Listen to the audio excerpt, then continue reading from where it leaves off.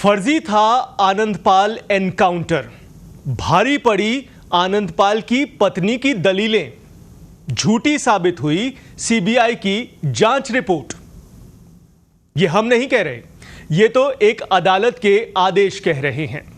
नमस्कार, मैं हूं नकुल देवर्षि, जो बताऊंगा कि कैसे आनंदपाल की पत्नी की दलीलें ने सीबीआई जैसी बड़ी जांच एजेंसी की तफ्तीश को झुठला कर रख दिया।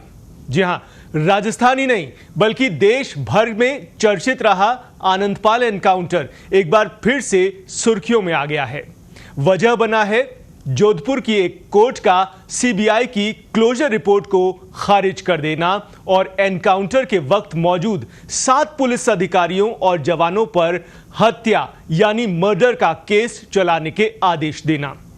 कोर्ट के इस आदेश की माने तो राजस्थान पुलिस की एसओजी टीम द्वारा किया गया आनंदपाल एनकाउंटर पूरी तरह से फर्जी था।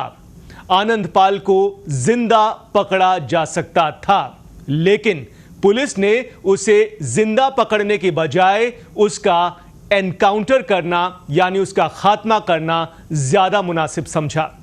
इस आदेश से एक बात और साबित हुई है और वो है आनंदपाल की पत्नी ने जो अपने पति के एनकाउंटर को चुनौती देने के लिए प्रोटेस्ट याचिका दाखिल की थी, वो केंद्रीय जांच एजेंसी का दंभ भरने वाली सीबीआई की क्लोजर रिपोर्ट पर भारी पड़ गई। जी हां, आनंदपाल की पत्नी राज कंवर ने कोर्ट के सामने एक प्रोटेस्ट याचिका दाखिल की थी। इस प्रोटेस्ट याचिका पर ही अदालत ने सीबीआई की क्लोजर रिपोर्ट और उसकी तमाम दलीलों को खारिज कर दिया। साथ ही इस एनकाउंटर में शामिल चूरू के तत्कालीन एसपी राहुल बहरेट, कुचामन सिटी के तत्कालीन वृत्ताधिकारी विद्या प्रकाश, पुलिस निरीक्षक Suryaveer Singh, head constable Kailash Chandra, constable Sohan Singh, Dharmpal और धर्मवीर के खिलाफ भारतीय दंड संहिता यानी आईपीसी की धारा 147, 148, 302, 326, 325, 324 और धारा 149 के तहत अपराध का प्रसंज्ञान लेकर हत्या यानी मर्डर का केस चलाने के आदेश दे डाले हैं। ऐसे में अब इन सभी 7 पुलिसकर्मियों के खिलाफ हत्या और अन्य धाराओं में केस चलेगा, मुकदमा चलेगा। आपको यह याद दिला दें कि गैंगस्टर आनंदपाल की आज से करीब 6 साल पहले 24 जून 2017 को राजस्थान के चूरू जिले के मालासर गांव में पुलिस से फरार चल रहे गैंगस्टर आनंदपाल का एनकाउंटर हुआ था। आनंदपाल की मौत की बड़ी खबर पूरे सूबे में हलचलें मचा देती है। तत्कालीन वसुंधरा राजे सरकार के दौरान हुए इस एनकाउंटर पर तब भी कई सवाल खड़े हुए थे और आज भी खड़े हुए। प्रदेश भर में विरोध प्रदर्शनों का दौर चला, गरमाया हुआ माहौल रहा और इस बीच राजस्थान की तत्कालीन सरकार ने केंद्र सरकार से इस एनकाउंटर की जांच सीबीआई से करवाने की अनुशंसा की, जिसे बाद में मान भी लिया गया।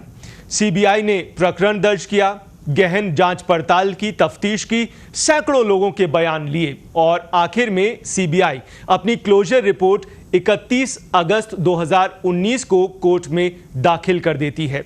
लेकिन अब कोर्ट के सामने आनंदपाल की पत्नी राज कंवर की प्रोटेस्ट याचिका में दी गई दलीलें सीबीआई की क्लोजर रिपोर्ट पर भारी पड़ जाती हैं और कोर्ट सीबीआई की रिपोर्ट को तो खारिज कर देते हैं और पुलिस अधिकारियों के खिलाफ हत्या का केस चलाने का आदेश दे देता है। जोधपुर के कोर्ट सुप्रीम कोर्ट के एक आदेश का हवाला देते हुए कहता है कि आत्मसमर्पण कर चुके या फिर पकड़े जा चुके शख्स की गोली मारकर हत्या कर देना पुलिस के कर्तव्य के तहत किया गया कृत्य नहीं माना जा सकता।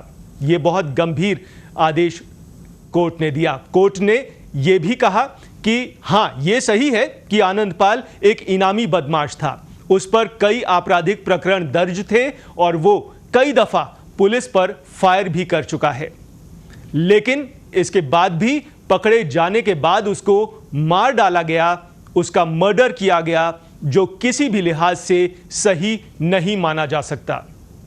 कोर्ट ने अपने आदेश में यह भी कहा कि सीबीआई की ओर से पेश हुई क्लोजर रिपोर्ट में घटना की तात्कालिक वस्तुस्थिति के संदर्भ में जो भी तथ्य दिए गए हैं वो सही नहीं हैं। इसके अलावा जांच के दौरान कुछ गवाहों के बयानों में विरोधाभास है, जिससे कि यह जाहिर होता है कि घटना के वक्त आनंदपाल सिंह ने सरेंडर कर दिया था, पुलिस ने उसे जिंदा पकड़ लिया था, लेकिन बाद में उसके साथ पुलिस ने मारपीट की और बेहद नजदीकी रेंज से उसे गोली मारकर मौत के घाट उतार दिया गया। तो आनंदपाल एनकाउंटर को लेकर आए आदेश ने इस मामले को एक बार फिर से जिंदा कर दिया है। अब देखना यह रहेगा कि यह बहुचर्चित मामला आगे किस तरह से और किस दिशा में बढ़ता है। इस विशेष पेशकश में दीजिए इजाजत। नमस्कार।